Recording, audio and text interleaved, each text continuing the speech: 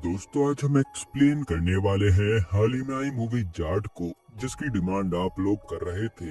इसी बात पर वीडियो को अभी लाइक कर दीजिए। हम चलिए कहानी शुरू करते हैं। तो मूवी की शुरुआत में श्रीलंका के जंगल का सीन दिखाया जाता है, जहां श्रीलंकन आर्मी एक आतंकी ऑर्गेनाइजेशन टाइगर्स का सफाया करने पहुंची थी। और वॉइस ओवर के जरिए हमें बताया जाता है कि टाइगर्स ऑर्गेनाइजेशन ने पूरे जंगल से कई जगह पर आतंक फैलाया हुआ है। हालांकि इन दिनों आर्मी टाइगर गैंग के लोगों को तो मार ही रही थी, साथ ही वो यहाँ जमीन में गड़ा खजाना भी ढूंढ रही थी, जिसके ऑर्डर सरकार से आए थे। फिर हम गांव के कुछ लोगों को देखते हैं जिन्हें खुदाई के दौरान बड़ा सा बॉक्स मिलता है और उसमें सोने का खजाना था। ये देखकर वो लोग खजाना यहाँ से लेकर भागने की सोचते हैं, लेकिन आर्मी वाले उन्हें रोक लेते हैं। इसलिए ये गैंग मिलकर पूरी आर्मी वालों को मार डालती है और फिर ये सारा खजाना लेकर बोट के जरिए इंडिया के बॉर्डर पर आ जाते हैं। यहाँ पुलिस वाले इन्हें पकड़ लेते हैं और पूछते हैं कि कहाँ से आए हो। तभी इस गैंग का लीडर राणा तुंगा बोलता है कि हम श्रीलंका से आए हैं और हमें अब यहीं रहना है। इस पर पुलिस वाला हंसने लगता है कि मजाक है क्या,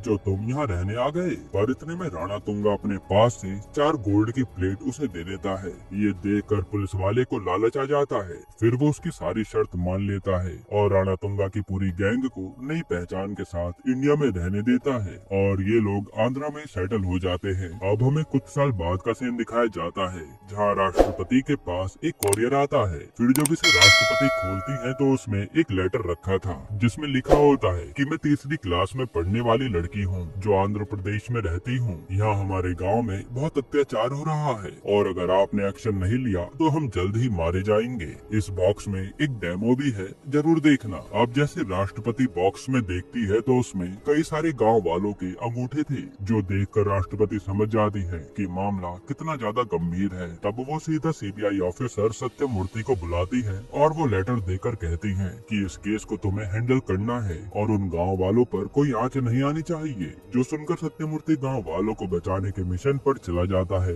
इधर गाँव में जब एक किसान खेती कर रहा होता है तो उसे खेत में कई सारी लाशें मिलती है, जिनके सर गायब थे। ये देखकर वो गाँव वालों को इकट्ठा कर देता है और गाँव वाले बस रोए जा रहे थे। तभी वहाँ पर एक नई पुलिस वाली विजय लक्ष्मी अपनी टीम के साथ आती है और ये नजारा देखकर उसके होश उड़ जाते हैं। तब वो गांव वालों से पूछती है कि आपको अगर किसी पर शक है तो मुझे बताइए, मैं उसे छोड़ूंगी नहीं। असल में विजय लक्ष्मी काफी ईमानदार ऑफिसर थी, पर यहाँ गाँव वाले डर के मारे किसी का भी नाम नहीं लेते। लेकिन इतने में एक बच्चा बोल पड़ता है कि इन सबको राणा तुंगा ने मारा होगा। ये सुनते ही विजय लक्ष्मी तुरंत राणा तुंगा के घर जाने लगती है। तभी उसके सीनियर का उस पे कॉल आता है, जो कहता है कि तुम जहाँ जा रही हो गलती से भी मत जाना, वरना अच्छा नहीं होगा। जो सुनकर रास्ते में आधे पुलिस वाले गाड़ी से उतर जाते हैं कि जब सर उस आदमी से डर रहे हैं तो हमारी क्या ही औकात। पर विजय लक्ष्मी डरने वालों में से नहीं थी। वो अपनी लड़कियों की टीम के साथ राणा तुंगा को पकड़ने चल देती है। अब जैसे विजय लक्ष्मी उस घर में एंट्री लेती है तो वहाँ राणा तुंगा के लोग पुलिस की वर्दी देखते ही उस पर हमला कर देते हैं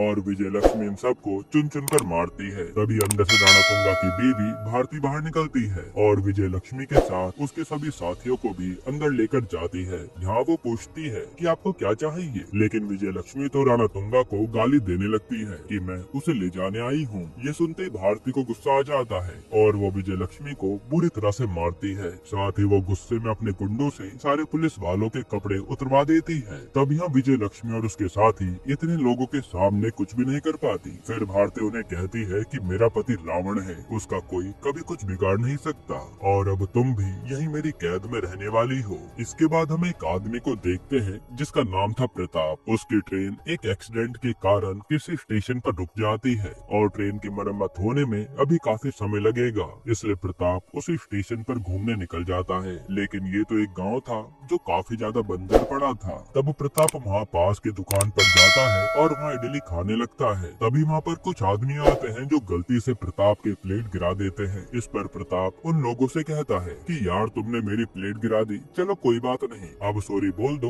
मैं दूसरी प्लेट में खा लूंगा। लेकिन वो लोग तो प्रताप से बदतमीजी करने लगते हैं और कहते हैं कि जा, जिसे बुलाना है बुला ले, हम किसी से डरते नहीं हैं, जानता भी है हमारे ऊपर किसका हाथ है। ये सुनते प्रताप को गुस्सा आ जाता है और वो उन लोगों को बुरी तरह से मारता है कि एक तो गलती की, ऊपर से मुझसे ही ऐठ के दिखा रहे हो। फिर वो उसी गैंग के आदमी से पूछता है कि अच्छा अभी तो मैं घूम ही रहा हूँ, बता तेरे पीछे किसका हाथ है। तब वो आदमी उसे सीधा अपने बॉस रेड्डी के पास ले जाने लगता है, जो कि उस एरिया का मंत्री था। इधर हम रेड्डी को देखते हैं जो आज अपनी बेटे की शादी फिक्स कर रहा था और रेड्डी भी काफी खतरनाक इंसान था। तभी वहाँ प्रताप आता है और पूछता है कि रेड्डी कौन है। फिर वो रेड्डी से कहता है कि अब तेरे आदमी की गलती की वजह से तो मुझसे माफी मांगेगा, लेकिन रेड्डी तो उसे धमकी देने लगता है कि अब तुझे कोई बचा नहीं पाएगा। तब गुस्से में प्रताप रेड्डी को भी पीट देता है, यहाँ तक कि उसके आदमियों को भी बुरी तरह से मारता है। ये देखकर रेड्डी कहता है कि तू जानता नहीं मेरे पीछे कौन है। ये सुनकर प्रताप कहता है कि चल अब मुझे उसी आदमी से मिलना है जो तेरे पीछे है, क्योंकि तुम लोग ऐसे नहीं सुधरने वाले। इधर हम सत्यमूर्ति को देखते हैं जो अब उस गांव में जाने के लिए उस स्टेट में पहुंच चुका था और तभी एक पुलिस वाला गांव के मिनिस्टर को कॉल करके कहता है कि सर यहाँ सीबीआई ऑफिसर आ गया है और वो भी आपके गांव में आने वाला है। ये सुनकर मिनिस्टर डर जाता है, क्योंकि अगर सीबीआई को गाँव की सच्चाई पता चल गई तो बहुत बड़ी दिक्कत हो जाएगी। अब ये दिक्कत क्या है वो आपको आगे पता चलेगा। इधर हम रजिस्ट्रार ऑफिस का सीन देखते हैं जहाँ सोमुलू नाम का आदमी, जो कि राणा तुंगा का भाई था, उसने कई सारे को पीट कर बैठा रखा था, क्योंकि वो लोग सोमुलू की बात नहीं मान रहे थे। असल में सोमुलू का कहना था कि इन ब्लैंक पेपर पर अपने साइन करके स्टैंप लगा दो, बाकी जो भी लिखना होगा वो हम लिख लेंगे। और इन्हें ये पेपर कई सारे गाँव के लिए चाहिए थे। तभी वहाँ रेड्डी के साथ प्रताप आता है और पूछता है कि तुम में से सोमुलू कौन है जिसके दम पर ये रेड्डी उछल रहा है। फिर वो सोमुलू से आकर कहता है कि तुम्हारे आदमी ने जो गलती की है उसके लिए तू सॉरी बोल, वरना अच्छा नहीं होगा। लेकिन सोमुलू उल्टा प्रताप पर ही हाथ उठाने लगता है, जिस पर प्रताप सोमुलू को कुत्ते की तरह मारता है। साथ ही वो उसकी पूरी गैंग को भी ढील कर देता है, जो रेड्डी बस देखता ही रह जाता है। तभी प्रताप को एक आदमी कहता है कि आपने राणा तुंगा के भाई पर हाथ उठाया है और ये बहुत बड़ी गलती कर दी। इस पर प्रताप हंसता है और कहता है कि अब वो सॉरी बोलेगा। इधर हम सत्यमूर्ति को देखते हैं जो उस गाँव में जाते समय ऑफिसर से पूछता है कि ये राणा तुंगा कौन है। तब वो ऑफिसर बताता है कि एक पुलिस वाले ने सोने के लालच में इस राणा तुंगा को आंध्र में रहने की परमिशन दी थी, तो राणा तुंगा यही मछुआरा बन गया। पर क्रिमिनल तो क्रिमिनल ही रहता है, उसने यहाँ भी आतंक मचाना शुरू कर दिया। जो देखकर जब पुलिस वाला उसे भगाने के लिए आया कि तू इंडिया में नहीं रह सकता, तो राणा तुंगा ने उसी पुलिस वाले का गला काट कर उसे मार डाला। जिसके बाद राणा तुंगा ने ऐसे ही कई लोगों को मार मार कर अब तक 40 गाँव में अपना आतंक बना लिया है और कोई भी डर के मारे उसके खिलाफ एक्शन नहीं लेता, क्योंकि राणा तुंगा सन की आदमी है जो कब क्या कर दे किसी को नहीं पता। यहाँ तक कि राणा तुंगा ने अपनी गैंग बड़ी करने के लिए गांव के 18 से 20 साल के बच्चों को नशा करवाया है और अपनी गैंग में शामिल कर लिया है। फिर वो अपने परिवार को भी श्रीलंका से इंडिया में लेकर आया और अब वो यही राजा की तरह रहता है। इधर प्रेजेंट में सोमुलू को लेकर प्रताप सीधा राणा तुंगा के घर आता है और उसे देखकर सब चौंक जाते हैं कि इसने सोमुलू को हाथ कैसे लगाया। तभी राणा तुंगा आता है और सोमुलू को लगता है कि मेरा भाई अब इसे छोड़ेगा नहीं, लेकिन प्रताप के पूरी बात बताते ही कि इसने मुझे सॉरी नहीं बोला तो मैंने इसका ये हाल कर दिया। तब राणा तुंगा उससे चुपचाप सॉरी बोल देता है और प्रताप खुश हो जाता है कि चलो अब मामला शांत हुआ। फिर प्रताप जैसे ही जाने वाला होता है तो उसे यहाँ पुलिस की वर्दी पड़ी हुई मिलती है और कई जगह पर खून पड़ा था। ये देखकर उसका दिमाग चलता है और वो पूछता है कि ये सब क्या है, जिसका कोई जवाब नहीं देता। इसलिए प्रताप खुद खून की बूंदों के पीछे जाता है और वहाँ कमरे में उसे विजय लक्ष्मी और उसके साथी दिखती है, जिनके पास एक भी कपड़ा नहीं था। इसलिए प्रताप उन्हें वही वर्दी देता है, लेकिन इतने में राणा तुंगा के आदमी उस पर हमला कर देते हैं और राणा तुंगा भी प्रताप को मारने आ जाता है कि तू मेरे घर में घुसकर मेरे कैदियों को कैसे ले जा सकता है। जिस पर प्रताप कहता है कि एक बार मैंने तेरा गला पकड़ लिया ना तो तुझे कोई भी बचा नहीं पाएगा।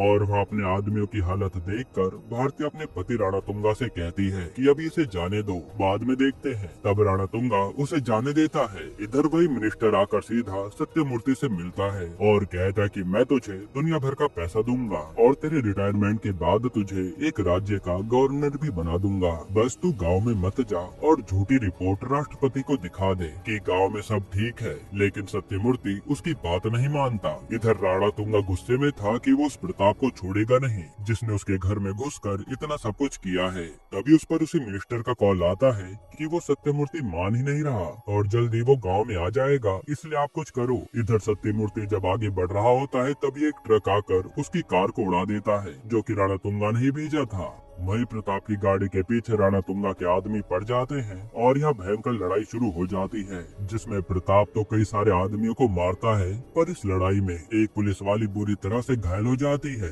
वहीं हम देखते हैं कि सत्यमूर्ति तो जिंदा है और वो जानता था कि उसकी कार पर हमला जरूर होगा, इसलिए उसने पहले ही कार बदल ली थी। इधर प्रताप उस पुलिस वाले के इलाज के लिए उसे एक गाँव में लेकर जाता है, लेकिन ये गाँव तो पूरा खाली पड़ा था और थोड़ी देर में उस लड़की की मौत हो जाती है, जो देखकर प्रताप और विजय लक्ष्मी को बहुत दुख होता है। तभी विजय लक्ष्मी पर राणा तुंगा का फोन आता है और वो प्रताप से कहता है कि तूने यहाँ आकर बहुत बड़ी गलती कर दी, अभी तो बस एक ही पुलिस वाली मरी है, अब देख तेरा क्या हाल होता है। जो सुनकर प्रताप को बहुत गुस्सा आता है। तब प्रताप गाँव की हालत देखकर विजय लक्ष्मी से पूछता है कि इस गाँव में क्या हुआ है और तुम लोग राणा तुंगा के घर में उस हाल में कैसे आए, जिस पर वो बताती है कि यहाँ कई सारी लाशें मिली थी, इसलिए हम राणा तुंगा को पकड़ने गए थे, पर वहाँ तो हमें ही भारती ने पकड़ लिया और वहाँ हमें एक खास बात पता चली, जिसके बाद सीन फ्लैशबैक में जाता है और भारती बताती है कि ये सब देवोश में शुरू हुआ था। असल में विदेशी बिजनेसमैन ने मिनिस्टर से मिलकर बताया था कि आपके एरिया में यूरेनियम का अल्टरनेटिव मिला है, थोरियम, जिसको बेचकर आप हजारों करोड़ कमा सकते हैं और वो थोरियम हम आपसे खरीदेंगे। जो सुनकर मिनिस्टर मान गया था। फिर मिनिस्टर सीधा राणा तुंगा के पास गया और उसे बताया कि जिस एरिया में तुम राज करते हो वहाँ थोरियम मिला है और अगर उसे हम एक कंपनी को बेच दे तो हम कई हजार करोड़ के मालिक बन जाएंगे। जिस पर राणा तुंगा सोचता है कि फिर मैं भी इंडिया छोड़कर वापस श्रीलंका चला जाऊंगा और राजा की तरह रहूंगा, जहाँ सरकार भी मेरे अंडर रहेगी। इसलिए राणा तुंगा इस डील के लिए मान जाता है। बस उसे अब कैसे भी करके वो 30 गाँव खाली कराने थे जहाँ से कंपनी थोरियम निकाल सके। इसलिए राणा तुंगा लाइन से कई सारे गाँव जबरदस्ती खाली कराने लगता है और लोग डर के मारे चले भी जाते हैं। फिर एक दिन एक लड़की वीडियो बनाकर सोशल मीडिया पर डाल देती है कि हमें बचा लीजिए, ये राणा तुंगा सारे गांव वालों को बेघर कर रहा है। अब ये वीडियो जैसे मिनिस्टर देखता है तो उसे गुस्सा आ जाता है और वो पुलिस वालों को भेज देता है कि उस लड़की को जाकर सबक सिखाओ। तब वो पुलिस वाला उस लड़की को खूब मारता है और पूरे गाँव के सामने उसके कपड़े फाड़ देता है और गाँव वाले भी कुछ नहीं कर पाते। अब सीन प्रेजेंट में आता है और विजय लक्ष्मी बताती है कि राणा तुंगा के लोगों ने हमें भी नहीं छोड़ा, उन्होंने हमारे साथ भी दुष्कर्म किया है। तभी वहाँ एक औरत आती है जो ये सब सुन रही थी और प्रताप जब पूछता है कि क्या एक भी गांव वालों ने आवाज नहीं उठाई राणा तुंगा के खिलाफ, तब वो औरत बताती है कि एक गांव ने हिम्मत की थी पर पुलिस वालों ने उल्टा उन्हें ही मारा था। फिर हमें दिखाते कि जब वो गांव वाले मार खा कर घर आए तो आधे गांव वाले वहाँ से जाने लगे कि जिंदा रहेंगे तभी सब सही हो पाएगा। तभी एक बच्ची आकर बताती है कि क्यों ना हम सीधा राष्ट्रपति को लेटर लिखे, शायद वो हमारी बात समझ पाएंगी। जिसके बाद ये लोग वही लेटर लेते हैं और अपने अंगूठे काट कर उसी में रख देते हैं ताकि राष्ट्रपति को भी इस प्रॉब्लम की सीरियसनेस के बारे में पता लग सके। फिर ये लोग अपने किसी जानने वाले के जरिए वो कोरियर भिजवा देते हैं। हालांकि जैसे वो लोग गांव पहुंचने वाले होते हैं तभी राणा तुंगा और उसके लोग उन पर हमला कर देते हैं, क्योंकि उन्हें खबर मिल गई थी कि ये राणा तुंगा के खिलाफ कुछ कर रहे हैं। और जो बिना सर की लाशें उस किसान को खेत में मिली थी ना, ये लाशें उन्हीं लोगों की थी जिन्हें राणा तुंगा ने मारा था। ये सब सुनकर प्रताप को काफी गुस्सा आता है और वो उन सबसे वादा करता है कि मैं इस राणा तुंगा को छोड़ूंगा नहीं। अब यहाँ से सीधा प्रताप पहले तो थाने जाता है और सीधा राणा तुंगा के खिलाफ कंप्लेन लिखाता है, लेकिन यहाँ तो कोई भी पुलिस वाला ये कंप्लेन लिखने को तैयार नहीं था। तभी वहाँ विजय लक्ष्मी आती है, जिसे देखकर वो सीनियर ऑफिसर हंसने लगता है कि मैंने तो तुझे पहले मना किया था कि उस घर में मत जाइयो। ये देखकर प्रताप उस पुलिस वाले को ही मारने जाता है, पर बाकी के पुलिस वाले उसे पकड़कर बांध देते हैं और हम देखकर समझ पाते कि रणतुंगा पुलिस की वर्दी पर हाथ उठाना नहीं चाहता था, इसलिए वो चुपचाप मार खा लेता है। फिर ये पुलिस वाला सोमुलू को कॉल करके बुलाता है कि आपका दुश्मन हमारी कैद में है। तभी सोमुलू आकर प्रताप को मारने वाला होता है, लेकिन इतने में जेल में से एक आदमी कहता है कि पहले देख तो लो, ये जानबूझकर तो शांत नहीं है, क्योंकि मैं इस आदमी को जानता हूँ, ये पूरा बुलडोजर है। फिर वो जेल वाला आदमी बताता है कि मैं जब एक बड़े जेल में था तब ये भी वहाँ आया था, और जब एक बड़ी गैंग ने इससे पंगा लिया तो इसने उनका वो हाल किया कि वो आज तक चल नहीं पाए हैं। तभी वहाँ एकदम से प्रताप उठता है और सोमुलू के साथ साथ उसके सारे आदमियों को बुरी तरह से मारता है। साथ ही यहाँ विजय लक्ष्मी और उसके साथी भी कई भ्रष्ट पुलिस वालों को मार डालती हैं। इसके बाद जैसे रणतुंगा थाने में आता है तो उसे वहाँ सोमुलू के साथ अपने कई सारे आदमियों की लाशें नजर आती हैं, और अपने भाई को मरा देखकर रणतुंगा को काफी गुस्सा आ जाता है। इधर सत्यमूर्ति को उसके ऑफिसर बताते हैं कि सर ये रणतुंगा का फेस स्कैन करने पर पता चला है कि ये तो इंटरनेशनल क्रिमिनल टाइगर गैंग का लीडर करिकालन है। जो सुनकर सत्यमूर्ति के होश उड़ जाते हैं कि ये क्रिमिनल इतने सालों से यहाँ छुप कर बैठा है। तभी सत्यमूर्ति सीधा आर्मी यूनिट में कॉल करता है और कहता है कि मुझे अभी स्पेशल फोर्स चाहिए, एक बड़े क्रिमिनल को पकड़ने जाना है। जिस पर वहाँ का सीनियर ऑफिसर बोलता है कितनी जल्दी आपको स्पेशल फोर्स तो नहीं मिलेगी, लेकिन एक ऑफिसर अभी उसी एरिया में ट्रैक किया गया है, वो आपकी मदद कर सकता है, क्योंकि वो अकेला ही काफी है, जो जाट रेजिमेंट का ऑफिसर है। तब हमें पता चलता है कि ये कोई और नहीं बल्कि प्रताप ही है।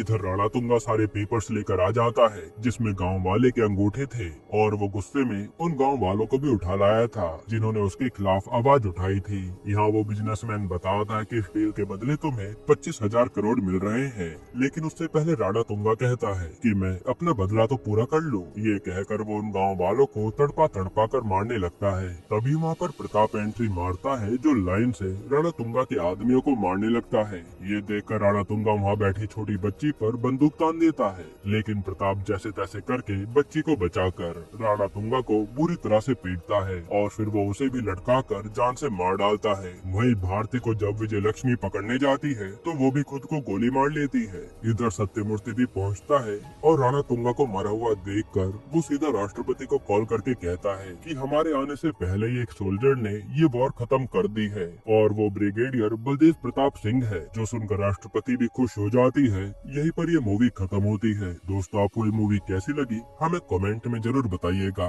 वैसे अगर मैं आपको छोटा सा रिव्यू दूं तो मूवी वन टाइम वॉचेबल तो है, जो मुझे सिकंदर से काफी ज्यादा पसंद आई है, और यहाँ सनी देओल को देखकर आप कन्विंस हो जाते हो कि जरूर ये आदमी कुछ न कुछ तबाह तो करने आया है, और यहाँ हर किसी ने काफी दमदार परफॉर्मेंस दी है। बाकी आपकी इस मूवी को लेकर क्या राय